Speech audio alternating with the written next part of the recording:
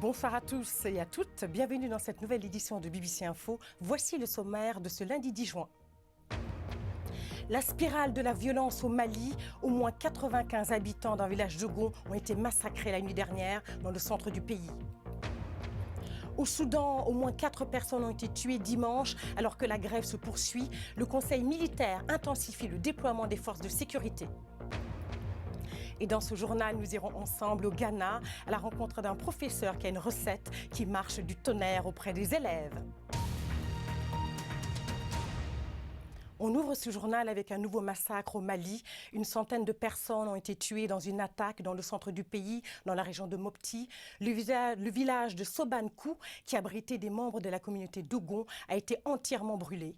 La violence au Mali entre chasseurs d'Ogon et Peul a fait des centaines de morts depuis le début de l'année. Le point avec notre correspondant à Bamako, Aliou Diawara. Des autorités locales avec à leur tête le gouverneur de la région de Mopti se sont rendus sur les lieux ce lundi. Sur place, de nombreux corps sans vie, parfois calcinés, des animaux abattus et des cases brûlées. Le bilan officiel de 95 morts et de 19 portés disparus pourrait être provisoire, car beaucoup de personnes manquent à l'appel. Les opérations de recherche se poursuivent, tout comme les ratissages annoncés avec l'arrivée des renforts de l'armée. Les autorités promettent de traquer les assaillants. Une enquête sera très prochainement ouverte par le parquet de Mopti, a-t-on appris. Ce massacre n'est pas un cas isolé dans le centre du Mali. Le 23 mars dernier, 160 civils ont été tués à Ogosagou, toujours dans le centre. Le 1er janvier, 39 habitants de Koulogon avaient été tués dans la même région. Le centre du Mali est en proie à l'insécurité sur fond de tensions intercommunautaires depuis 2015. L'ONU a dénombré 500 civils tués dans la même zone en 2018. 250 civils ont trouvé la mort sur place dans des conditions similaires entre le 1er janvier et le 31 mai 2019, selon la mission de l'ONU au Mali-MINUSMA. C'était Aliou Diawara, correspondant de BBC Afrique au Mali. La violence aussi au Burkina Faso. Au moins 19 personnes ont été tuées hier soir lors d'une attaque dans la commune d'Arbinda, dans le nord du pays, selon des sources sécuritaires citées par l'AFP. La commune est située dans la province du Soum, en proie à des attaques de plus en plus fréquentes et meurtrières attribuées à des groupes djihadistes. Au Soudan, la junte militaire annonce le renforcement de la sécurité à Khartoum dans un contexte marqué par une grève générale qui semble bien suivie par la population.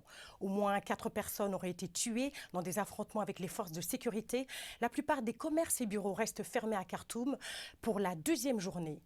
L'opposition a lancé le mot d'ordre de grève en réaction au massacre de dizaines de militants par des milices pro-gouvernementales, les Janjaweed. Reportage Fergalkin, Lamine Noureddine Konkobo. Khartoum, la capitale soudanaise, est une ville qui tourne au ralenti. Mais la révolution conserve bel et bien son souffle.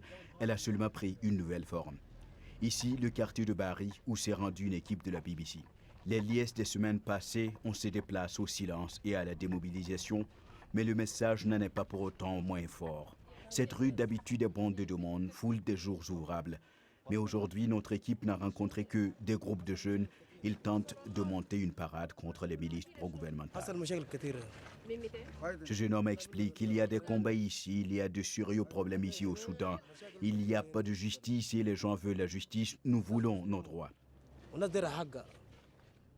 Une semaine durant, ces hommes ont répandu la terreur dans la ville. Ils appartiennent à une unité dite des forces d'intervention rapide. Mais pour la population, ils sont membres de la milice tristement célèbre des Janjaweed, notamment réputée pour les meurtres et viols au Darfour. Dans les quartiers, des barricades érigées çà et là. Les riverains les dégagent pour laisser le passage à notre équipe. À travers nos caméras, ils espèrent que les exactions de ces milices seront portées à l'attention de l'opinion internationale. Ahmed Adré est un responsable de l'opposition. Il est sorti de prison en avril dernier. La grande peur en ce moment, dit Ahmed, c'est à propos du nombre élevé de meurtres. Personne ne peut sortir de chez elle et se sentir en sécurité. Sur cette photo, Walid Abdurrahman, 37 ans, une photo prise au plus fort des manifestations. Walid a été abattu dimanche matin par un tireur embusqué. Selon son oncle Ismaël, il a été tué près d'une barricade où il s'entretenait avec un ami. L'oncle ajoute que des policiers étaient dans les parages, mais que rien ne peut justifier le meurtre. En tout cas, le monde a basculé très vite pour la famille de Walid. En vie et bien portant le matin, il gisait inerte à la tombée de la nuit. Ce nouveau Soudan qui voit se verser le sang de Walid est bien loin de la promesse que portait la chute d'Omar al-Béchir.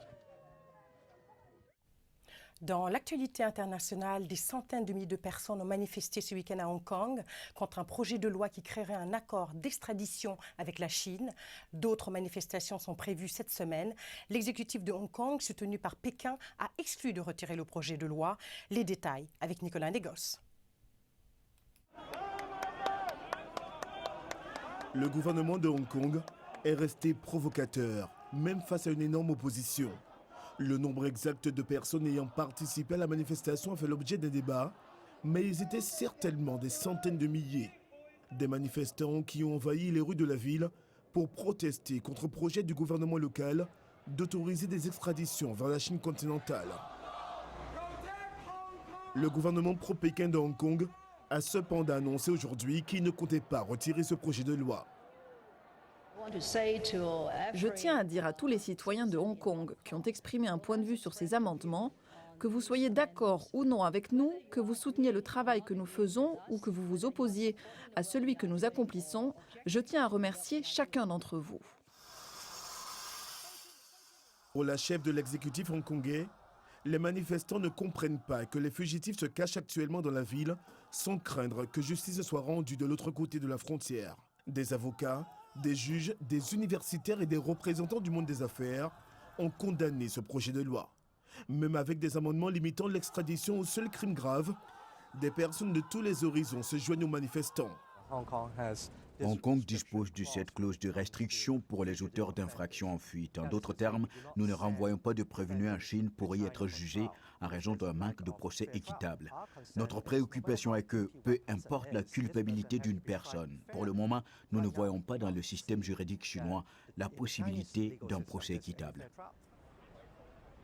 Les visiteurs pourraient également faire l'objet d'une extradition vers le continent chinois s'ils passaient par là à l'avenir.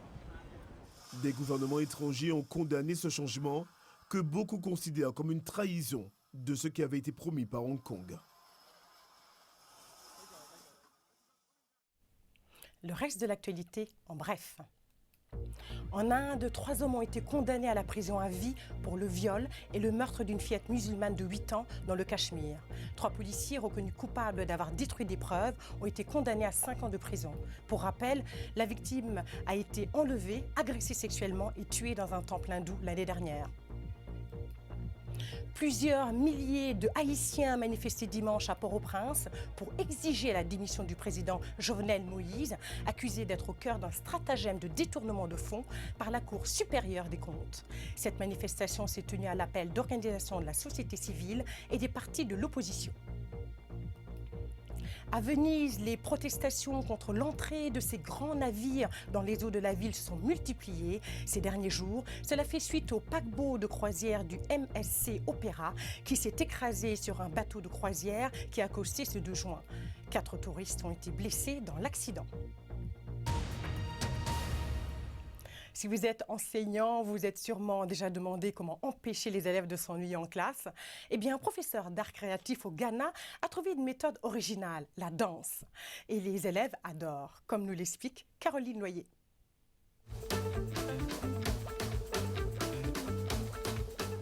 Un professeur comme ça vous dit ?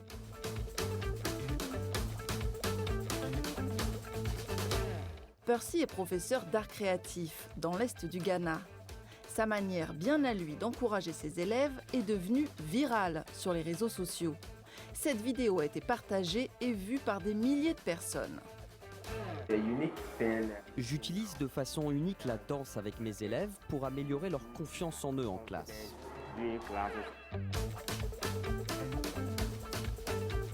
Les élèves adorent ces cours et disent qu'ils les aident à mieux mémoriser. Quand il arrive en classe et qu'il danse, et que je me souviens de la danse, je me souviens de la leçon. Il n'est pas trop sévère quand il enseigne. Il est patient avec nous.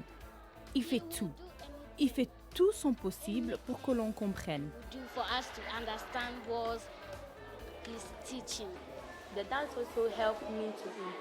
La danse m'aide à m'améliorer. Ça m'aide aussi à me sentir à l'aise en classe. Quand il y a quelque chose que je ne comprends pas, je lui pose la question et il m'explique. Si vous savez chanter ou danser, Percy a ce qu'il vous faut. Ce n'est pas seulement pour ceux qui savent danser ou chanter, il y en a aussi pour ceux qui savent jouer la comédie. Je veux que tout le monde trouve son domaine de prédilection. Depuis longtemps, les enseignants privilégient les méthodes traditionnelles comme la lecture et l'écriture au tableau. Mais Percy espère que sa technique donnera envie aux enfants de continuer à étudier tout en développant leurs talents cachés.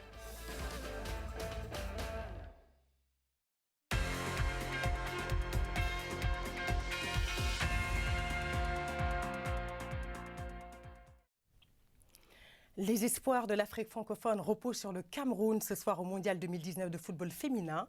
Les Lions indomptables entament leur tournoi dans le groupe E. Leur adversaire à Montpellier sera un gros morceau, le Canada, considéré comme figurant parmi les favorites de la compétition. Les Camerounaises espèrent tout de même créer la surprise. Écoutons l'attaquante des Lions, Gaëlle Nganamut. Évidemment, nous souhaitons faire mieux que la dernière compétition. La dernière fois, c'était au 16e. Et là, nous savons que nous allons faire mieux. Nous sommes là prêtes pour ça. Et le coach, tout le staff, ils ont déjà donné le paquet. Et maintenant, c'est nous. Et nous savons que nous allons aller en Lyon sur le terrain et représenter l'Afrique et le peuple camerounais.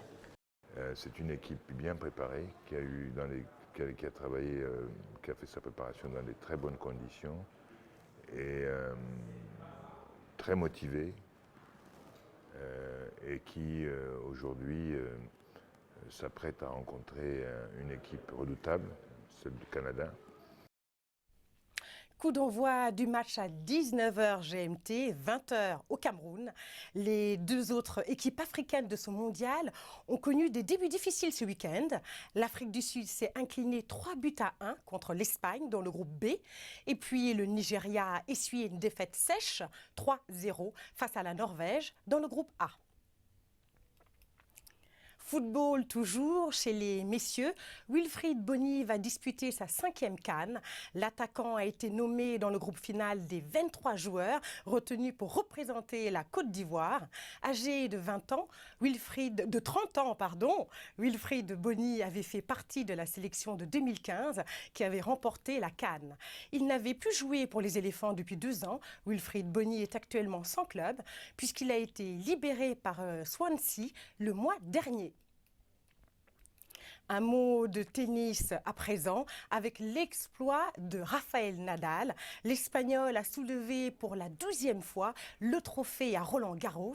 Il a battu en finale hier l'Autrichien Dominic Thiem en 4-7. À 23 ans, Nadal monte encore plus haut dans la mythologie du tennis. C'était son 18e titre en Grand Chelem, 2 derrière les 20 remportés par Roger Federer. Chez les dames, c'est l'Australienne Ash Barty qui a gagné la finale samedi, remportant son premier tournoi du Grand Chelem. Et avant de nous quitter, j'aimerais vous offrir ces superbes images. 46 montgolfières ont survolé Londres hier matin. Les conditions météorologiques étaient parfaites. Les ballons ont survolé certains des sites les plus célèbres de la capitale anglaise. Comme vous voyez, ce sont des images magnifiques. Il s'agit de la régate de montgolfières du maire, dont l'objectif, chaque année, est de soulever des fonds pour des ONG locales.